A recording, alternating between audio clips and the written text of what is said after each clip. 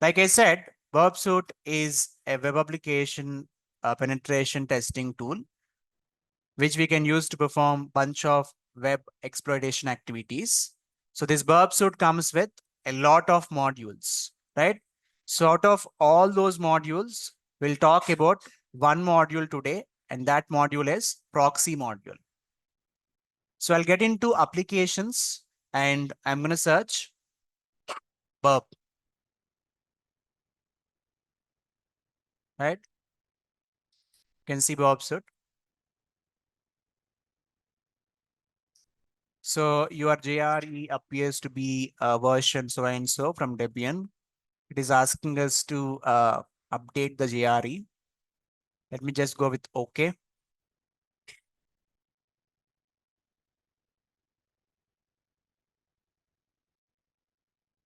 So you can see Burp Suite Community Edition, right? So if I scroll down, we have some kind of terms and conditions. As I'm starting it for the first time, it is showing terms and conditions. So let me go with I accept.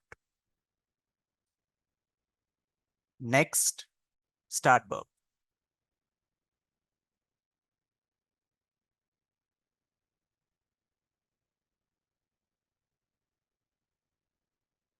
So we have the dashboard. We have some kind of target. And you can see different modules like proxy, intruder, repeater, collaborator, sequencer, decoder, and so on. Like I said, we'll talk about all these things later. But for now, let's concentrate on this proxy module. So what is the use of this proxy module? Can anyone tell me what is a proxy? A middleman between source and destination. So when we take advantage of this Burp proxy, Burp is going to act as a middleman between source and destination. That means it is going to act as a middleman between browser and server, right? For example,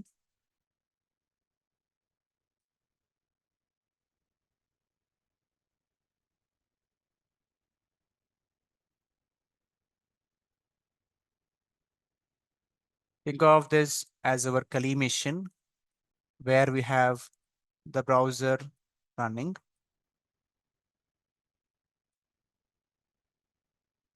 And this is Burp. So Burp proxy by default listens on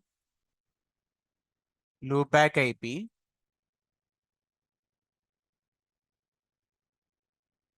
and 8080. If you want, you can change this port number, but by default, it listens on this port number only. Okay. So this is destination server where the target website is being hosted. Right. Now, let's say I configured this IP address and this port number on my Kali's browser.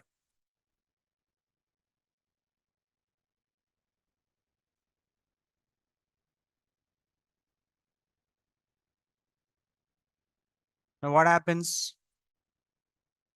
What happens when I configure these details on my Kali's browser? Whatever I do on my Kali's browser, those things will be performed through Burp. Traffic goes through Burp and comes through Burp like this. Yes or no? We have seen the same thing before. Can you guess what is it?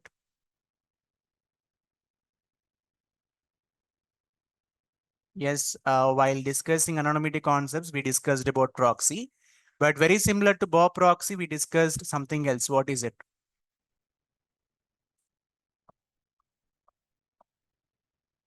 NGRock? No, not NGRock.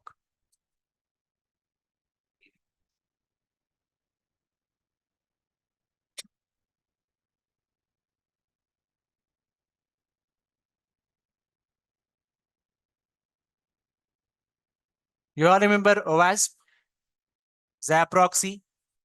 Even Zap proxy works in the similar way, right? But when it comes to Burp, this Burp can not only let us send the traffic through it, it also helps us in intercepting the traffic. What is it? For example, from my Kali's browser, I'm trying to send a request to this server. So that request will be sent to Burp proxy first. Here, if I turn on something called interceptor, using interceptor, I can make this request wait here itself. If I want, I can forward this request to server. If I don't want, I can just drop it. So this is not possible in Zap, right? Let's say I forwarded this particular request. What happens? This request will be sent to server. When server responds will be sent to Burp. And again, if I want to drop this response, I can drop it. If I want to forward it, I can forward it. Let's say I forward this particular response, that will be sent to browser. Two things. This acts as a middleman. And the second thing is it helps us in intercepting request packets and also response packets. Okay. Let's see this in a practical way. Then you'll get an idea. So under proxy, we have intercept tab where we can intercept the traffic. HTTP history tab where we can see the request packets and response packets that are coming through Burp and going through Burp. WebSockets history, and this is where we can find proxy settings, right? You can see by default proxy is listening on loopback IP and the port number 8080. Okay, so let me just close this. For now, let's get into intercept, and you can see intercept is turned off, right? So let me click on open browser. What happens if I click on open browser? It will open an inbuilt browser, and on that browser, it is going to configure proxy automatically, right? For example, let me click on open browser. You can see it opened a browser. It's a browser from Chromium, which looks very similar to Chrome, right? Now, whatever I do on this browser, those things will be sent through Burp. For example, let's try to visit testfire.net, right? I'm able to visit. So if I get into HTTP history, you can see the request and response. This means the traffic is going through Burp now. Okay. Let's get into sign in. And let me sign in.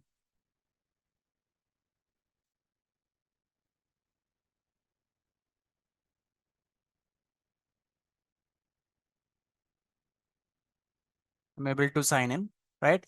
And you can see the post request, right? So in the post request, we have username and password. Let's do one thing. Let's get into intercept, and let me turn on this intercept. Intercept is off so far. Let me turn it on. Now it is on. So let's try to refresh this. When I refresh, you can see it is still loading. Can you guess why? The request is waiting here. Why? Intercept is turned on, right?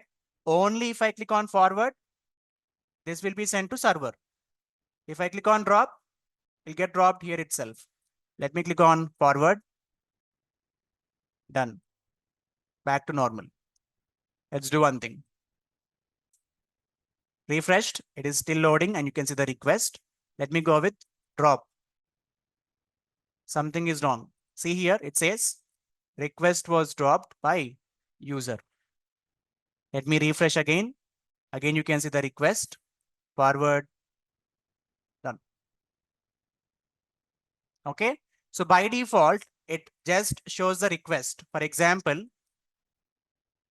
if I refresh, it is showing the request, right? Forward, where is the response?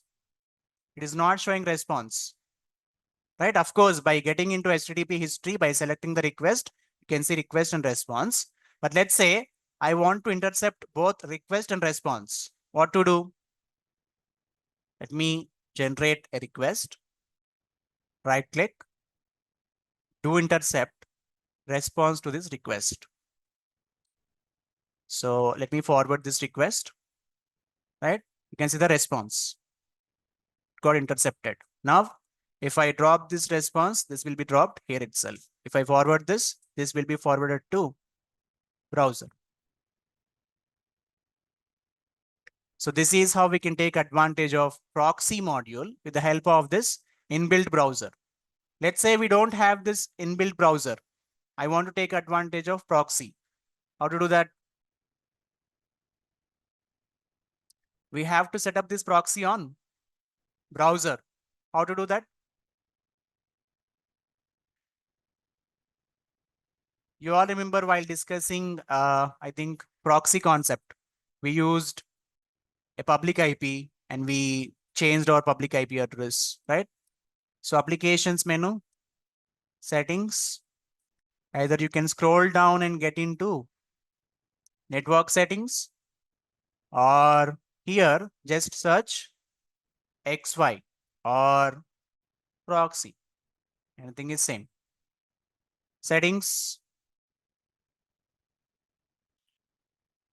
So by default on your side, you may see it to no proxy. Set it to manual proxy configuration. Loopback IP 8080. I'm going to check this box. Also use this proxy for HTTPS. Okay. Now let me turn off this intercept and let me access example.com, right? So the traffic is sent through Burp only, you can see. So this is the request that we have sent and this is the response, but it didn't intercept it. Why? Intercept is off. Let's turn this on, refresh. You can see the request. Forward, done. Right? I hope you got an idea about this proxy module. Yes? Now, let's do one thing. Let me give you one more example. Let's try to access hackerschool.in, right? So of course, the request got intercepted. Forward. And can you see this? Hacker School is most likely a safe site, but a secure connection could not be established. If you want to visit HTTPS sites and if you want to intercept the traffic of HTTPS sites, you have to add Burp certificate in the browser, right? So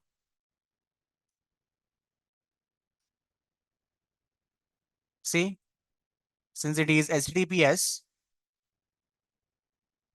it is not letting me access this properly. I'm able to access now, but can you see this? Connection not secure, right? So what to do? We have to add this Burp certificate. Let's do that. I'm going to turn this intercept off for a moment. To add this Burp certificate, we have to use http://burp. When you use http://burp in the browser, it shows this particular page. Click on CA certificate.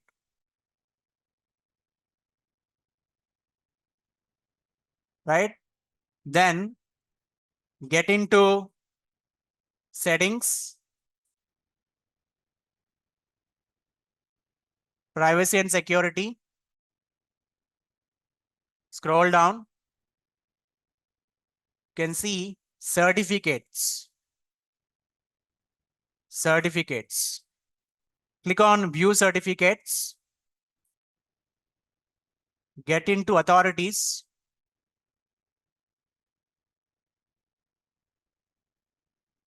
Get into authorities. And then click on import. So in my case, I have this certificate under downloads. You can see the certificate. Select it, open. When you try to open it, you'll get a box. with two different options. I'm going to check these boxes. Trust the CA to identify websites. Trust the CA to identify email users. Okay. Okay. Certificate is added. Somewhere here you can find that certificate. Okay. Now, since we added this certificate, let's try to access hackerschool.in, right? Okay, using cookies, it is still loading like this, but let's try to clear cookies and also history. Let's try to access. It should load in a proper way. There we go, right? So we're able to load it properly. Again, if I turn this on and if I refresh, we should be able to see some kind of requests, right? You can see. So my browser is making a lot of requests to Hacker School site. You can see all those requests.